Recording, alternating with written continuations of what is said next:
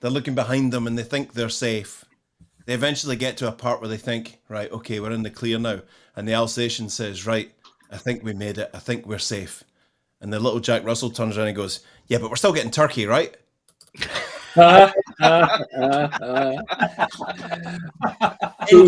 endless supply of high watermark comedy. And Brilliant. and that. And that. and that, yes. Yes.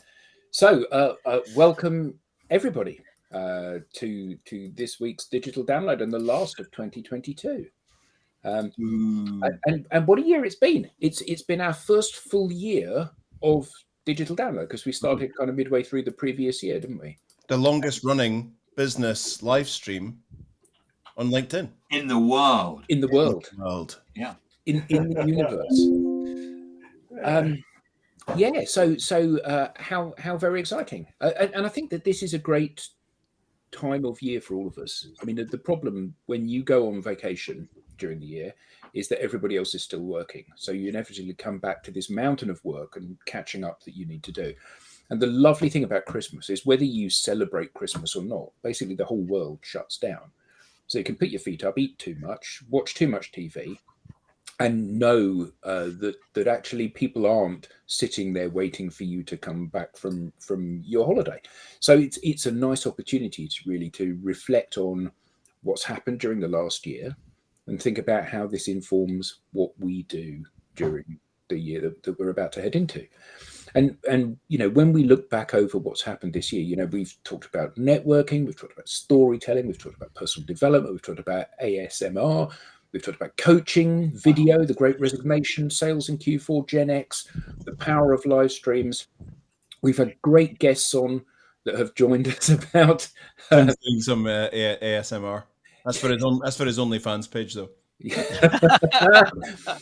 We've had guests on that have been experts in gratitude, in data, in entrepreneurship. We've had Brent from the Challenger sale. We've had conversations about the future of work. We've had conversations about creators. We've had some aha moments, loads of aha moments for me, certainly. And we've had some laughs. I still think back to when Nick filled up his bottle of drinking water and Brentney, who was introducing the show, just cracked up and couldn't talk for 5 minutes. She was just absolutely tears streaming down her face. So we've learned a lot and we've covered a lot of ground, I think, during the year. So what have you guys learned? So before we ask that question, let's go around and introduce ourselves. Eric. Hi, I'm Eric Doyle, based in Aberdeen, Scotland, and we are Crux, and we are partnered with DLA Ignite. Tim. Hi, my name's Tim Hughes. I'm the CEO and co-founder of DLA Ignite, and I would just like to point out that somebody has a TED Talk out today. Yes. That's cool. Which makes it. Whoa, Alex. Easy, Tiger. That's private.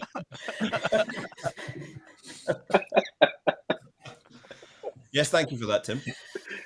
So, Tracy. Hello, everyone. I'm Tracy Borison. I am in Calgary, Alberta, Canada. So I'm the extension of the Crux team representing the Great White North. And it's been white for a while. And we, like Eric said, are very proud partners of DLA. We're with you on the snow. we're not where I am. It's lovely and green at the moment. Lenwood. Hi, I'm Linwood Ross, founder and CEO of Accelerate. We're based just outside of New York City and partners with DLA Ignite. Alex. Figure out how to do this. Alex Abbott, founder of Supero and proud partner of DLA Ignite. And Rob, and I have to say that on looking back over the live streams, the digital downloads that we have done throughout 2022, I think Rob has been on more of them than anybody else. So well done to Rob. Fantastic stuff. So I feel like one of those Hollywood Squares D-list celebrities. Good morning, all. I'm Rob Durant, founder of Flywheel Results, based just outside of Boston, Massachusetts, and a proud DLA Ignite partner. And it looks like Tim has now he's I'm his channeling- co-pilot. channeling Rob. Yes, we're in for some turbulence. Yes. So what has everybody learned during the last year, and what's changed in the world that we've seen? If you don't mind, I'd like to start. Please. In some ways, it felt like most of the lessons I encountered this year taught me nothing new. That is something that I hadn't been taught before. However, the fact that I had to learn them again, that is, experience the lesson again, go through the struggles, speaks to whether or not I even learned them in the first place. I guess repetition builds recognition. But if I were to combine all of this year's lessons for me into one statement, I guess it would be this: nobody accomplishes anything without the people around us and the giants who came before us on whose shoulders we stand. So, in other words, my network is everything. Yeah, very very powerful stuff. I think that we're seeing more of that, aren't we? We're seeing the penny dropping with more people. So for you, it was a reaffirmation of something that you already knew. But I think we're seeing lots and lots of people are now starting to see their network playing a more pivotal role in how they behave, how they generate business, how they have more conversations, how they. Hello. Hi. Just thought I'd drop in. How they organise their business, and I mean, is that something that we're all seeing? Do we think?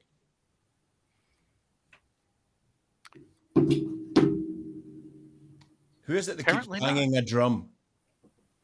Someone keeps banging a bass It's drum. Lenwood on his desk. Oh, is it? I think Tracy was going to grab that one. See what I did there? You raised an eyebrow. I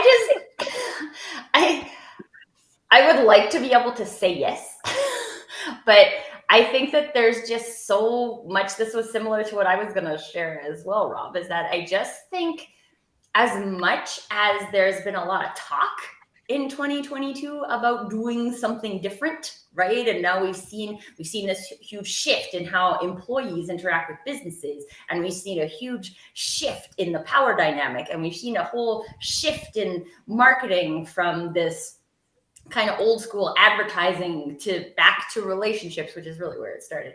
But I just feel like most people have done nothing with that, right? So we talk about it and we get really excited about it, and then we go back to our day and we do the same old things over and over, and they continue to not work.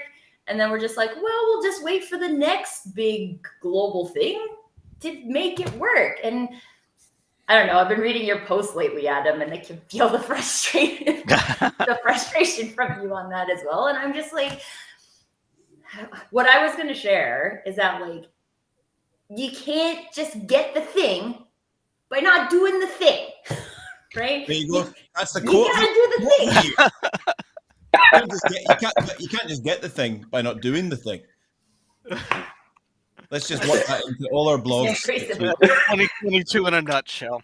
That's true. But if you think about what we have shared with our audience over the last 3 months in particular, you know, we've had deep industry experts that have got specialisms that, you know, we all have a little bit of an understanding about data.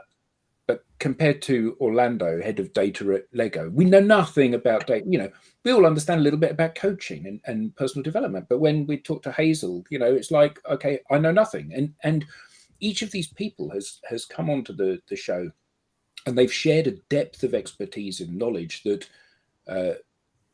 that in some ways is very humbling, isn't it? Because we see true experts, and all of those people are people in our network, either connected to one of us or all of us or loads of people that we're connected to.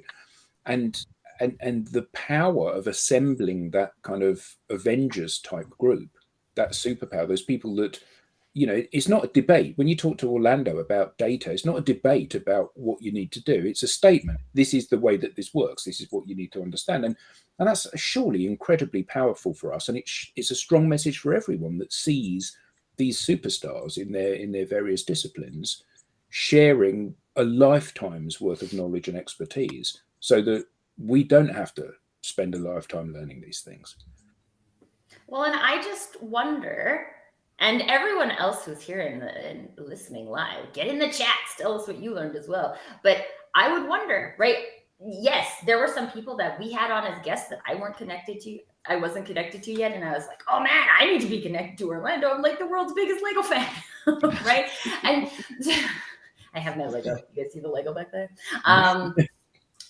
But did everybody else do that? Did people come and hear the experts and connect to the experts to continue learning from the experts? Because one of the things that I say pretty consistently on my show, Conversations, is that if you're interested in a thing, if you're interested in shifting or pivoting, are you staying in the conversation? Because it's awesome that you come and listen to our talking heads on the digital download. But the goal here is to empower people with information so they can do something different. So what do? You come, and that's great. And what's the next thing you do? I love that. The amount of people that that I know in my network that see our thing when we've got a specialist on or whoever. Remember we had Greg Sattel. Someone contacted me afterwards and said, I really enjoyed your show today. That was really, really cool. That guy could probably really help us with some of his thinking, and that's really, really cool. And I said, well, why don't you reach out and connect? That's why we do these things. That's why we bring these people on. Oh, no, I couldn't do that. Yeah. Well, what would I say? Hi, Greg. I saw you on the show. I thought you were really great. I think you could really help us. Greg is not going to say, how dare you contact me? I will not be connecting with you. Thank you very much. Don't you dare get on my DMs and compliment me on my brilliance. Don't you dare. Brilliance. How dare you? Yeah, exactly. Just so if it's okay to share my learning, so that speaks to the biggest thunk for me this year. When I first hooked up with you know that guy Tim Hughes? I met Tim. I read the White Book. I read the first book, and then I met Tim, and Tim said, "Why don't you come and join us?" And I met Adam, and I started training. And it was like some days when I was going through this, having 20 odd years in traditional commercial practice. Some days I felt like, when Jack Nicholson in One Flew Over the Cuckoo's Nest walks back into the ward pretending that he's had electric shock therapy and he's walking really, really slow. Some days I left this room thinking, what am I doing? This is just like, then it all started to crystallize. Slowly but surely it started to crystallize. And I used to write articles about a concept that I had some data to back up, to validate, which was, I used to talk about the digital divide. Many people have spoken about the digital divide. We've got people on one side of a river, on a river bank, working in analog ways, and there's a river bank, and it's a digital river, and there's people building a world on the digital side. Now, I used to write about that and speak about, come on, guys, the digital bridge is getting narrower and narrower. The digital divide is widening and all of that. I used to write about it in a kind of flippant, glib way. I was just trying to express to people that there is a divide here and all of that. Never have I understood a concept more and actually seen practical evidence of it, the digital divide, than this year. All the dust cleared. And we're now at the point where the digital divide is vast, absolutely vast and deep. That chasm is deep.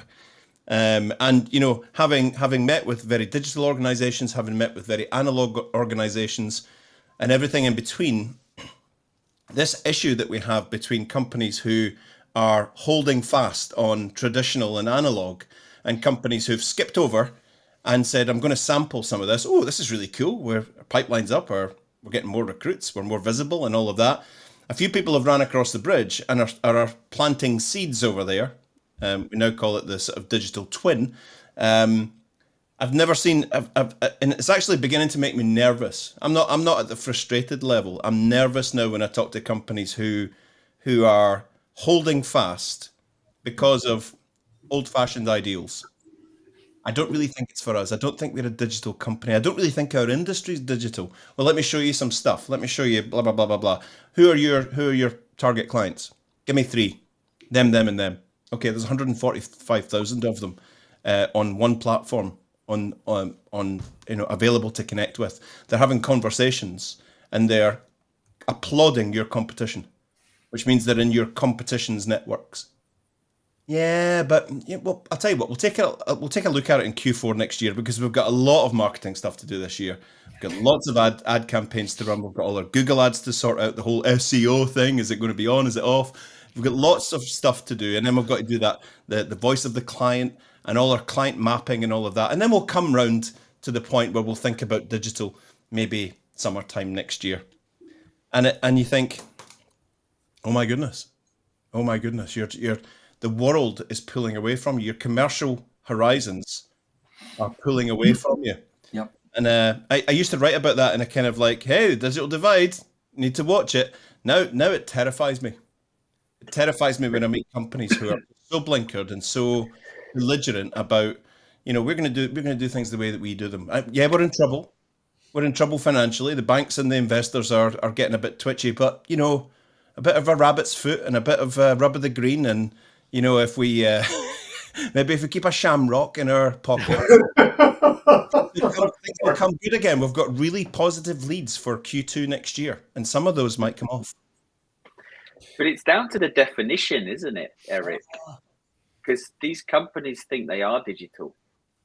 That's a really good point. Yeah, because they've got an ERP system. Or because they have a website. They have a social media manager. Yes, They're social media all manager. over Instagram. All over it. Yep, absolutely. So that is my. So it's now gone from a thing I used to write about and try to crystallize it in people's minds about this digital divide. We now talk about the digital twin and how it's in most industries and most sectors. It's in the build, and we showed demonstrable proof. So here is your analog industry, which is failing. Your analog commercial practices are failing to deliver against your targets and against your investors, shareholders, stockholders' expectations. There's a curtain through there, and the digital twin of your sector is growing. And there are companies in there that compete with you who are owning that space, who are stealing all the digital air, therefore stealing all of the interaction with your new clients, some of which your prospects, you don't even know their names. You don't even know who they are. And your competition are harvesting all of that and rolling about in all that digital fun on the digital beach. I'm just going to throw lots of digital things in here. Eating digital sandwiches, drinking digital beers, having a great time. Just absolutely. Not only are they killing it commercially, but they're having fun. And you guys are sitting biting your fingernails and chain smoking and drinking continuous double shot or espressos, panicking about the future, but holding fast that it'll come back. It'll come back the way it was, and it really worries me. End of. But isn't there this thing like you get a new video recorder? Clearly, it doesn't work that way anymore. But you get a new video recorder, you have a flick through the instruction manual, and then you end up saying, actually, I'll get my wife to read the instruction manual. She can program the video. And it's a combination of fear of doing something wrong. And it's a combination of sloth. It's the fact that I don't want to invest the time in learning about this in order that I can be comfortable. And I think that's a basic human trait. You remember, when word processing was a relatively new thing. I do. And you would show somebody how to set up tabs and how to set up decimal tabs on their spreadsheet. So when you were doing a proposal, you would type in project management tab, and then it would write in from the right-hand side. So when you put in $1,700, it would go, move in from that side. And you would show that, say to somebody, look, here's what you need to do. Here's how you need to do that, because you're currently just pressing the space bar many, many, many times to move the digits over. And it takes a lot of hassle. It takes a lot of time. And they go, yeah, but I haven't got the time to learn how to do that. But it takes you 2 minutes to learn it, and it will save you 5 minutes on every document you ever produce from now forward. I haven't got time to do it though. Yeah. And people are too busy doing the things that soak up, that are demonstratively not delivering value. The protesters arrived. Oh, yes. Yeah, the comfort factor is huge. And I guess in so many things in the world, even, doing something is better than doing nothing at all. So, we don't know how we need to do this social thing. We don't know how we need to grow a network. But what we do know is how we send out emails or place adverts, because we've been doing that for a decade. So we'll keep doing that because once upon a time it worked. Well, there's also that time factor. I still have to do everything that I'm doing. And then you want me to add this on? There's only 28 hours in a day, and I'm working all of them. Yeah. Because none of us have ever done anything that wasn't purposeful in our business day. Yeah. I just had to go away and we've got really, really, really high tech in the Doyley house. We've gone from zero to hero in the tech. I'm really impressed, and I don't want to be showing off, but we invested heavily in this. I don't know if any of you will recognize one of these. Ooh. Oh yeah! Oh, lovely! Cutting edge. Cutting edge. Cutting some slides. Nicholas loves it. Yeah, Sarah it sort of came across or inherited through the family about 500 50s, 60s, and 70s slides. So she went onto eBay and bought one of these, and honestly, I'm so chuffed. It's actually one of the coolest retro devices we've ever had. So we're doing a slideshow on Christmas Day for all the oldies. I remember when I was working in my first marketing agency. The first time I was working in a marketing agency, we were doing a big presentation in the Netherlands, and we had hundreds and hundreds and hundreds of slides, and they were run by having a projector screen and two projectors. You go from one to the other, one to the other, one to the other, with a carousel on. And obviously they had to be in exactly the right order. And it was most unfortunate that I dropped one of the carousels. Oh, no. So I just kind of put the slides in, hoping they're round the right way and up the right way, and just made my excuses and left. See, when you think about our development, in my commercial lifetime, we used to write on acetate slides and coloured pens and put them on things for presentations. I mean, my goodness. And the other day I got artificial intelligence to write me an article, and so did Tim. Yeah, we've come some way, haven't we? Potentially, yes. Oh, potentially. Well, because I think that nowadays everything is different. Everything is different to how it was a year ago, and it'll be different again in 3 months. And I think that the most important skill that we need to develop is one of pragmatism. We've all got 20 years experience of doing whatever it is that we're doing. And the problem with that is that that X, Y, and Z doesn't work, and that A, B, and C is better. And the problem with that is that A, B, and C, you need to prove it's better. The fact that it should be better and it being better are not necessarily the same thing. And I think constantly revisiting these things, just because you've got AI, that's not a good example, but, just because you've got AI to write an article, it doesn't mean that it's a good article. Just because you've got these tools that could deliver massive value doesn't mean that they will deliver massive value. And I think that that's one of the big things that we all need to be mindful of, that we need to be testing every element of what we do. If I'm going to invest X amount of hours in doing something, is it better than investing that time doing something else? There's a 50% chance it's better than what you were doing. The AI blog, that is. 50%? Of course, there's a 50% chance it's not. But assuming that it is or isn't is the danger, isn't it? And that's how organizations have got into the situation that they're in. They've assumed that the risk of mobilizing network, or risk of being social, or risk of being honest, or risk of being authentic is greater than the reward, so they haven't done it. And what's happened is they've kept treading water, doing the same things over and over and over again. And we all know that if you do the same thing over and over again, people become less and less engaged by it because they've seen it before. So, with your campaigns and how you articulate things, if you don't change it, what happens is people just go, I don't need to listen to this. I've heard him talk about this. And then it just peters out altogether. The moment that I don't know about you, but sometimes in life, you know about things, but it's not until you get to a certain situation where somebody says, and they give it a name. So, you're at school and you know that when you drop things, they fall. And then someone says, that's gravity. And you go, well, I know that, but now it's got a name. And one of the things that I remember was during the digital download was the point that Simon Kemp made, which is the difference between search and discovery. Oh yeah, that was a big one. And for me, that was a big aha. But now I knew about it, but he actually gave it a name. And the difference being, when we search is we know what it is that we're going to go and find, whereas discovery is we don't know actually what we're going to go and find. That we know that we have a business problem, but we don't know what the answer is, and we're out there on social media looking for an answer, and then we find it. And he described it's a bit like, here in the UK, we quite often have towns where there's a main high street, but if you get off the high street, you'll suddenly find lots of little shops, and I never knew that was down there. One of my favorite is Guildford. If you go to Guildford, it's got a lovely cobbled high street, and you go down, it's got little alleyways where they've got little shops, and you just didn't know they existed.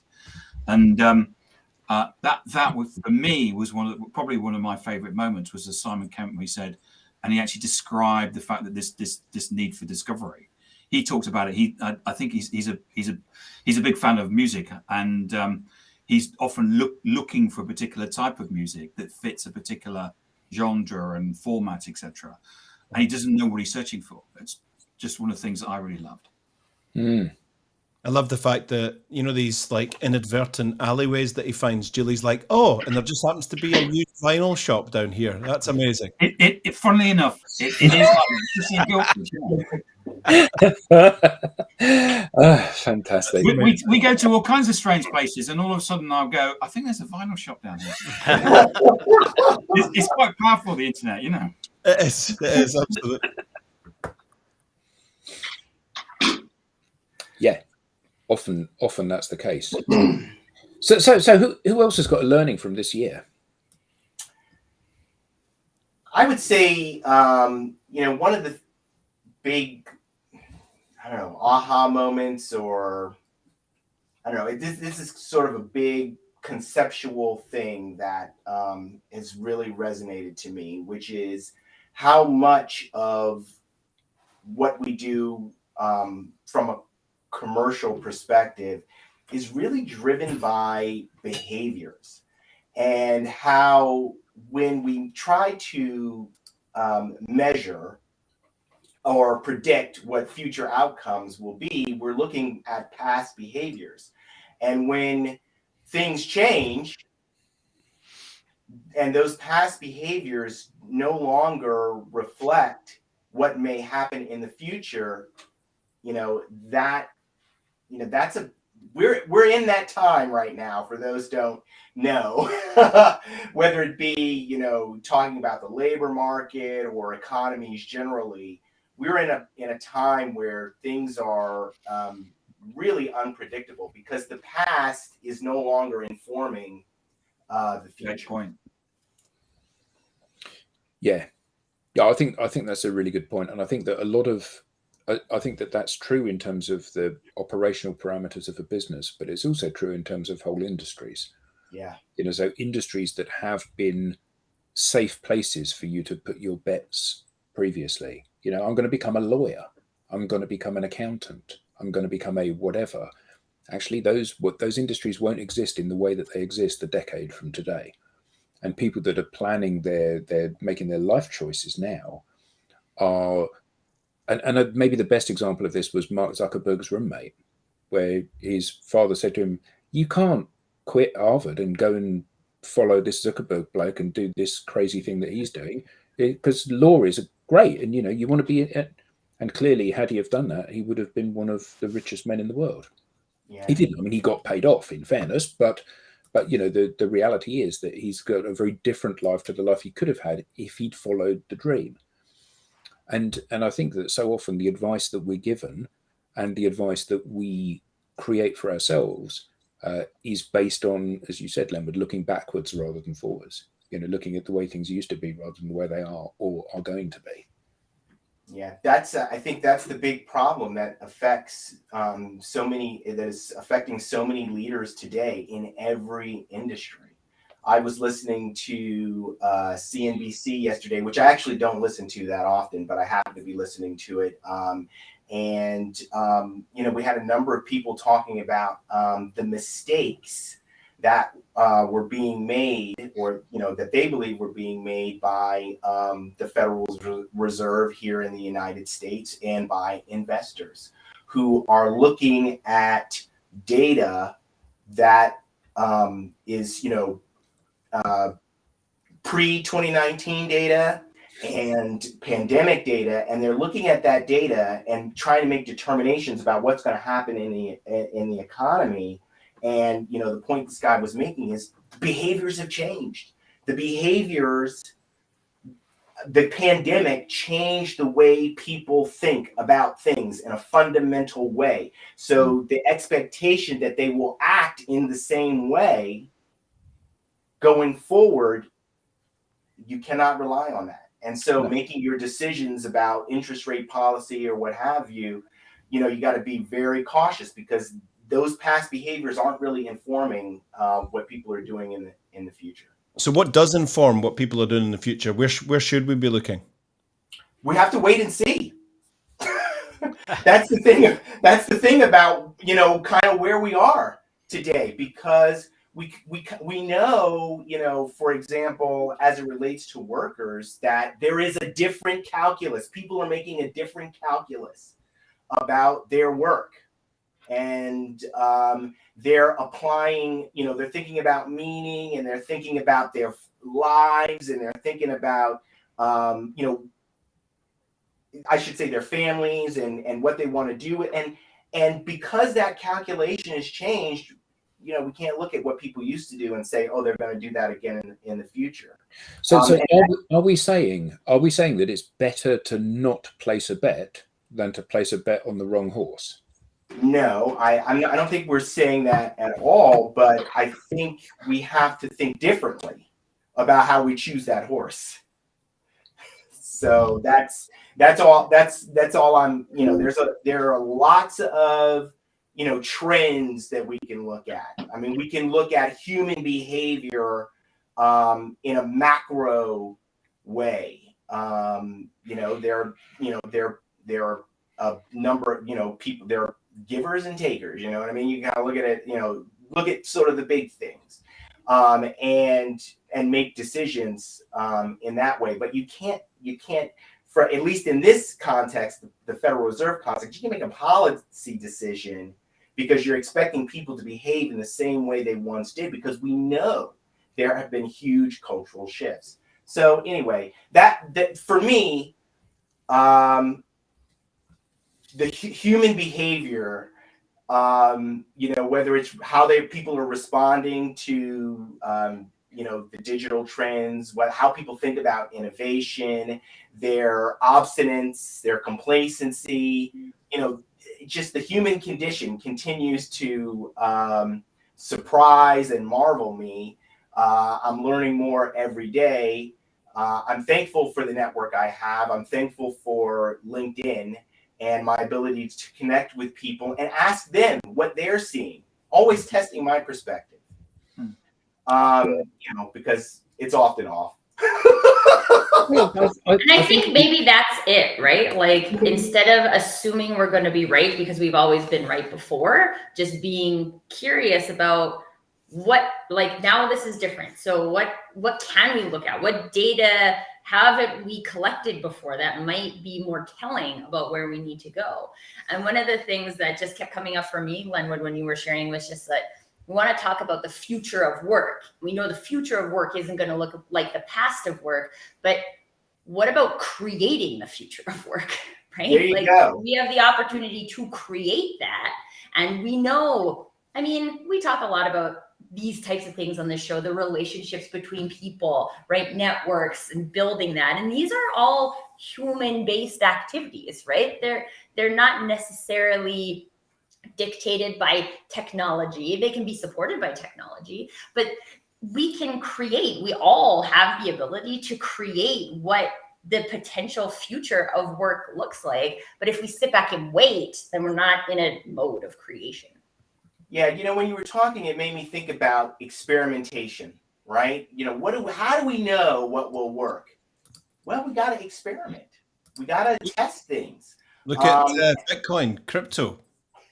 They tried, but it's easy to scoff at it and laugh at all the people that wasted millions and thousands on. But that's people trying to create something new, and it might come back in force, slightly different shaped, but it's part of the evolutionary process is to try and fail and improve and keep pushing boundaries. Absolutely. Although I agree, Eric. Unfortunately it's one of those things that happens. Yeah. I think Nicole is it Kunas has put the biggest comment we've ever seen. That's huge.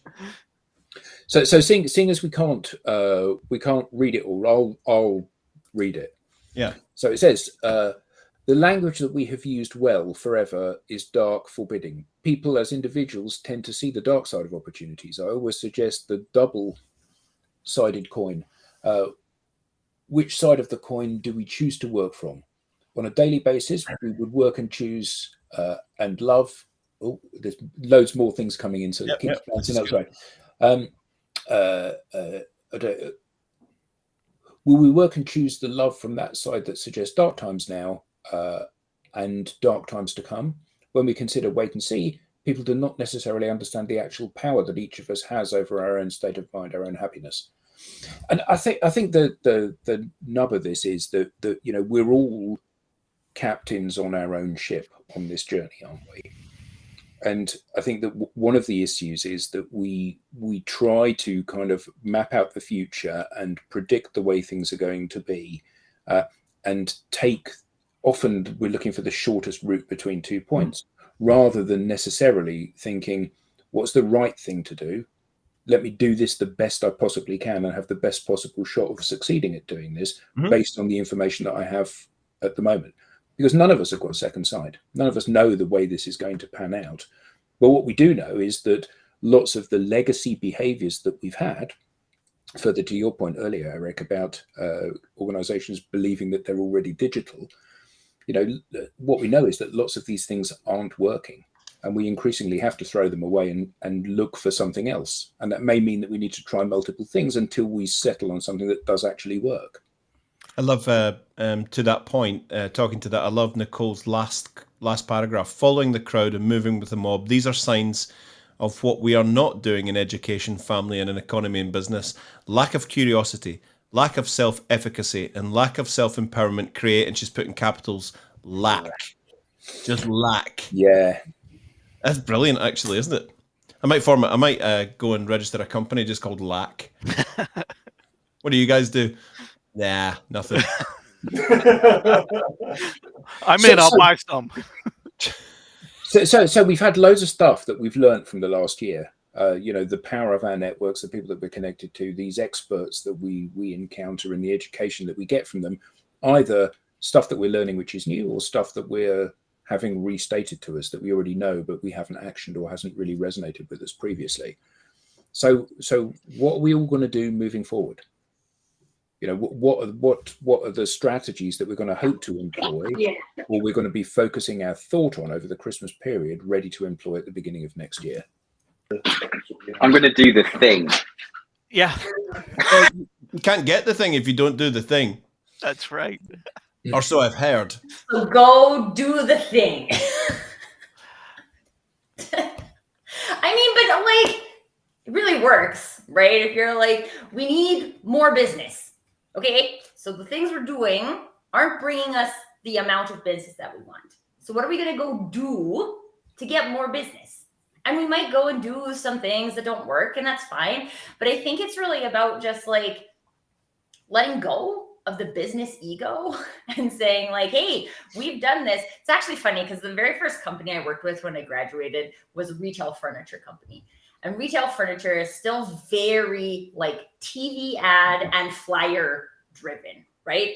It's old school in that methodology. And I remember someone saying to me once, we have to be on TV because all of our competitors are on TV. And I was like, that seems like a bad reason. But I was 23 at the time. I'm not making decisions, right? But if we continue to not ask, if we continue to just say, this is what it is, and it's always going to be this way, then we're all getting ready to become Blockbuster. We're all doomed. Yeah. Like, I don't want to be Blockbuster. I don't think any of us want to be Blockbuster. Nicholas, do you want to be Blockbuster? No. No. Brilliant. So like, but we do that because we sit on our laurels, right? We're just like, hey, this is good, but we're not even in the state of feeling like this is good anymore. So now we're just saying like, oh, this is painful, but let's just sit here. You gotta go do some things, people. There's a TED talk that I keep watching at the moment by this guy called Eric Doyle, and he does this thing in it where he says everybody's just keeping their heads down and they're not looking up. Do you remember the bit, Eric? Where Yeah. Because that old thing said, and make us blind to opportunity because our heads are down. Yeah. You know it off. You must be watching it a lot. You know it off by heart. And it's just like that at the moment where people just seem to just have their heads down and they don't want to look up or look side to side and see what's actually going on. It is very, very strange. I came across a quote this week from Warren Buffett, which is, if we're moving into a recession or a downturn, which it looks like, his quote is that when the tide goes out, you can see who's swimming naked. Oh. And I think that we're in that situation where we are going to see a massive change in 2023, because if we do go into a downturn, there's a lot of people that at the moment think that they're invincible. They're doing things, but it's only because the market is buoyant for them. And the moment that there's an element of a downturn, things are going to get sticky. I think that our role in this is encouraging organizations to be brave, to do things that they haven't done before. Because what we know is that the old behaviors are currently not serving people well, but they are existing on the goodwill that they had previously created. And when that goodwill dries up, people are going to need to try fresh things. They're going to need to be prepared to trial things and step outside of their comfort zone, both individually and corporately. And I think that one of the challenges that we face is that often organizations, particularly in a downturn, they try to batten down the hatches and ride out the storm. I don't think there's going to be an opportunity to do that. And people's behavior towards their appetite for riding out the storm is very different now.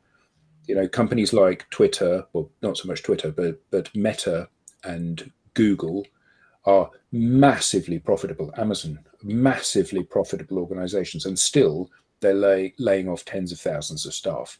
Yeah. So it's not about the company's going to stay afloat. It's absolutely about the appetite for doing things differently and driving innovation in these organizations. And that requires bravery. Yeah, that, Adam, is an amazing point. I think, Brent made it in his, when he was here on the digital download. And I just think executives are not focusing on this, or maybe they are, I don't know. But in a differentiation, that is the key. And I think that's very different than the way business worked before. I haven't really thought that deeply about the past because I'm so focused on helping companies to get to a place of being innovative. But, that's the ticket, as they say. You've got to constantly be thinking about how you're going to create value, not for yourself, for your customer, for your network, and differentiate. Or are those two things actually different? Right? Because I would say that most of those things that create value for those people also create value for yourself. Yeah, it's the focus. if you're focused on yourself, how can we get for ourselves? That's like a dead sea. No channel. You've got to constantly looking out. We need create value, pushing value out, and then it will come back. Well, I think that's one of the interesting things, isn't it? And we said about, the fantastic guests that we've had on, the debates that we've had on this during the course of the year.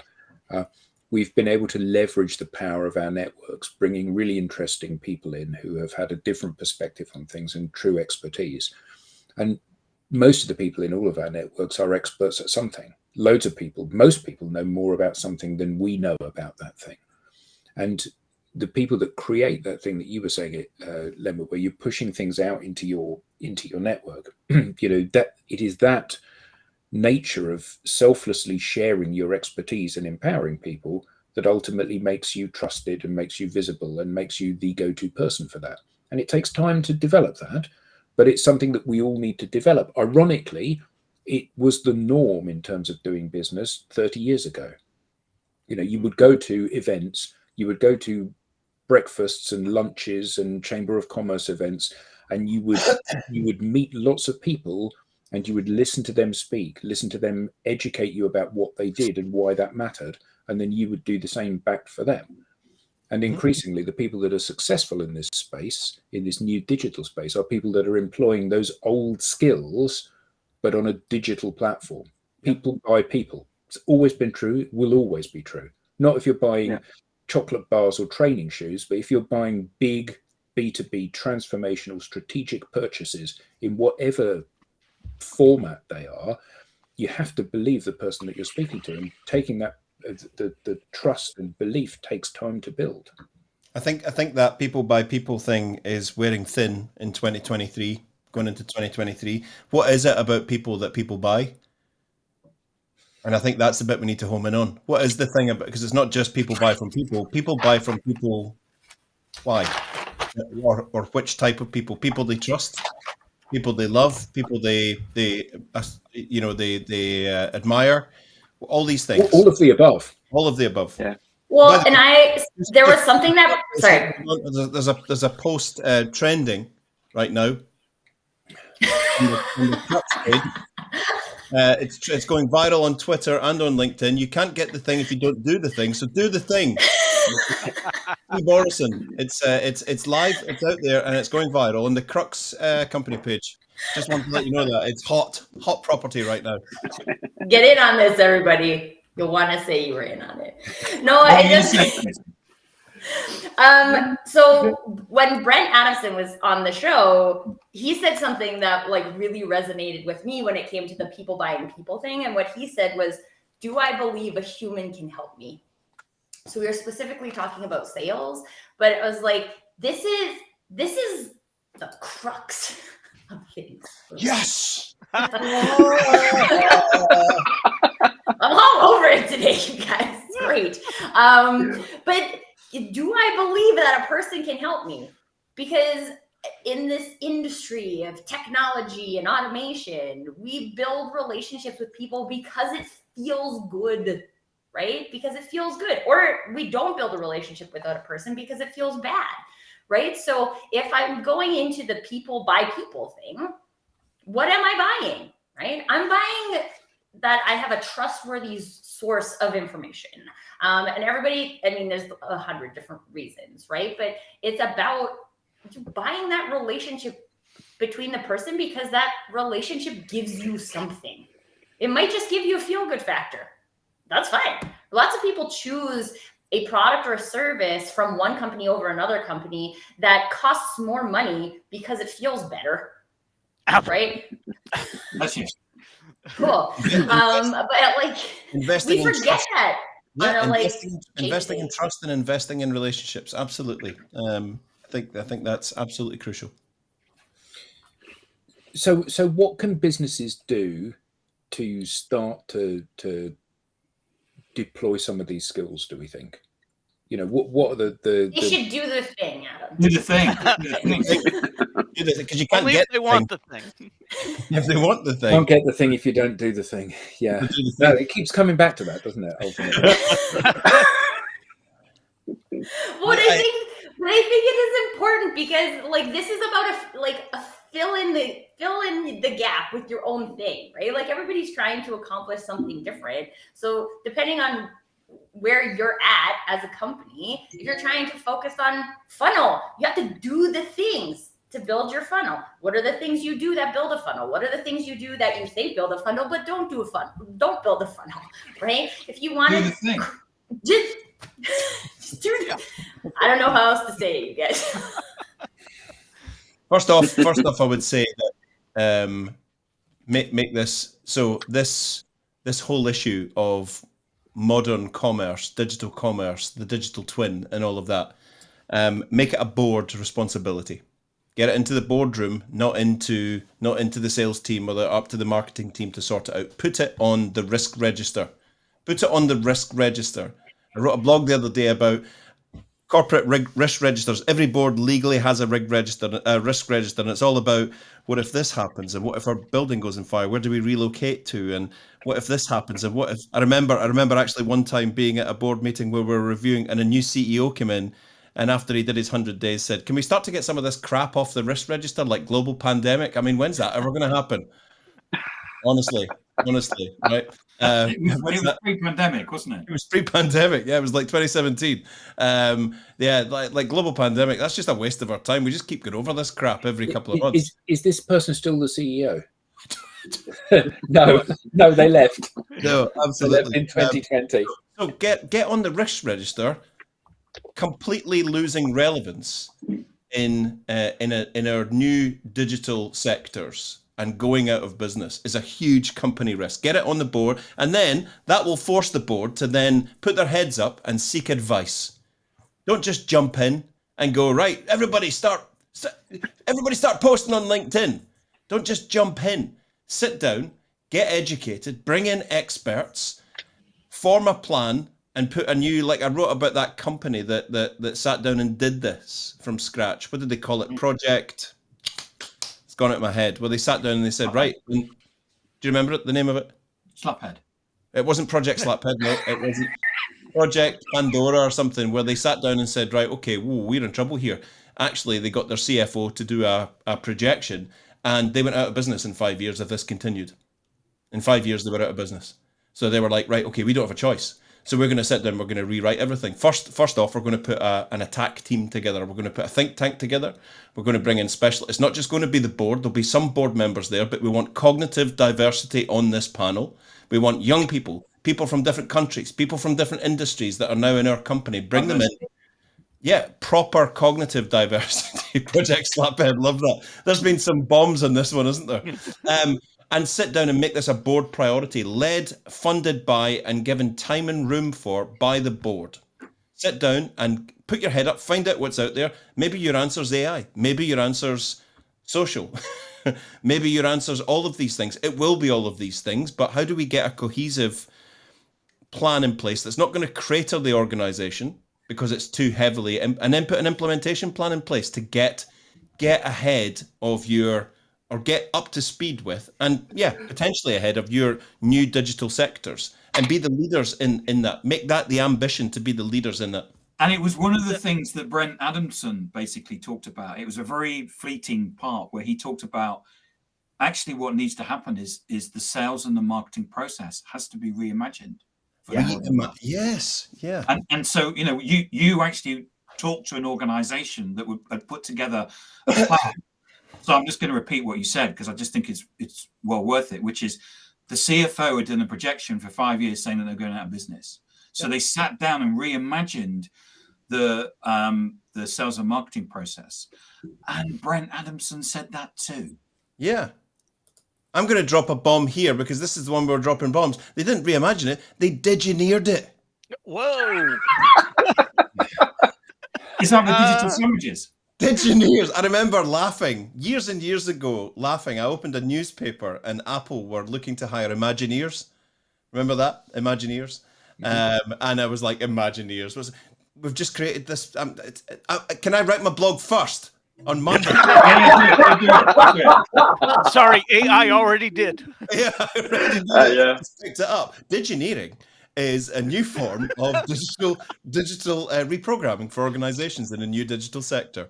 Yeah, it's the reimagining and working out, getting John and Joanne to put more stuff on LinkedIn is not a digital strategy. No, It's not a digital strategy. It's not serious enough. No, it's not. It's a Eric, tactic. all of what you were saying reminds me of what I have set for my year, for the word of the year for 2023 for me. Intentionality. So to steal from Tracy, if you want the thing, you have to do the thing intentionally. That's And you put digi in front of that. That you use that word because the research on remote work and productivity of the remote workers is that because they have to be more intentional, they're more productive. Because have to be more intentional. I mean, that's huge, Rob. Congratulations on that word for 2023. I love it. That's a great word. And engineering is a great one too. Is it possible to patent words? Registered the domain, Check. That's how I do it. I just buy Twitter all the handle, blue domains. check mark. He's already done it. Yes, digineering. Yeah, so 2023 is going to be the year of change and the year of bravery, isn't it, for everybody?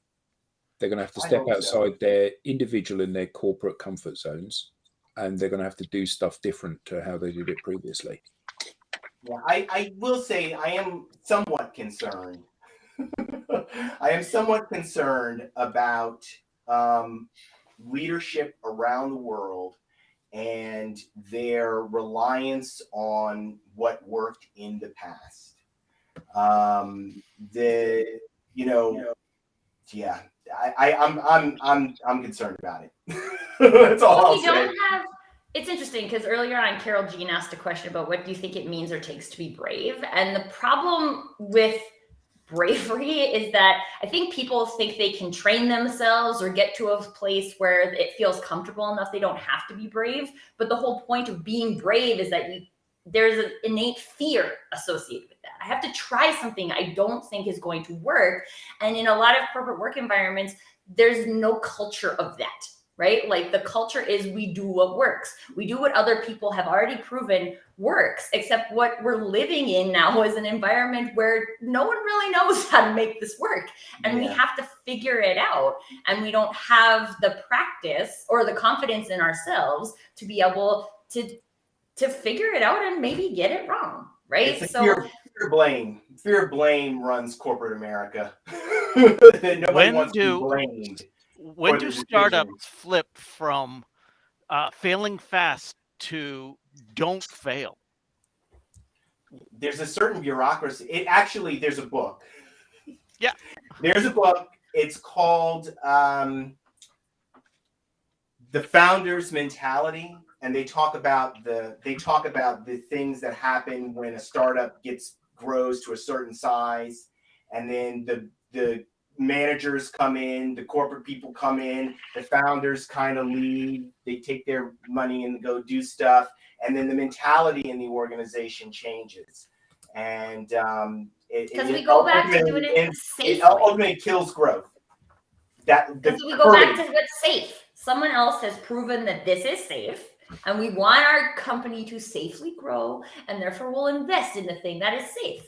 But startups have nothing, so failing is okay. But once they start to get something, well, I want to keep this. So, there's a purpose in what the founders are doing that powers the company when it's first starting. There's purpose in it, right? There's a problem that they're trying to solve, and they're passionate about it, and so they go deep on it. When the managers come in, their passion becomes the numbers and what Wall Street says. Yeah. And so they start cutting things and doing things that destroys what created the company, what made the company great. So that's why they call it the founder's mentality. They got to get back to that passion for the customer and helping the customer solve their problem. That's what powers that's what is powering the company. Vote for Senator Ross. Yeah. I was going I was to just say, thinking Glenwood exactly is that. not passionate about this at all. There was Glad proper they are- passion there, I wasn't love there? it when Lenwood gets up on the balls of his feet and he's like, "Now listen to me." And I can I just say I'm gutted. Digineering is a digital marketing agency in Johannesburg. Oh, Eric, I'm sorry. it was. It was. Leave that to me. Leave that to me. But the bring the power of social to bring them to their knees. to full bear on them. Yeah. So we're at an hour. Thank you all for a wonderful roundup for the year and for Thank you. what fantastic content from the audience. Absolutely brilliant thoughts and ideas and perspective on things. So everybody have a lovely Christmas and a very happy new year. And 2023 will be an interesting year for all of us. And yes, you can't get the thing if you don't do the thing. So do the thing. Do the thing. And have a lovely break, Intentionally. everybody.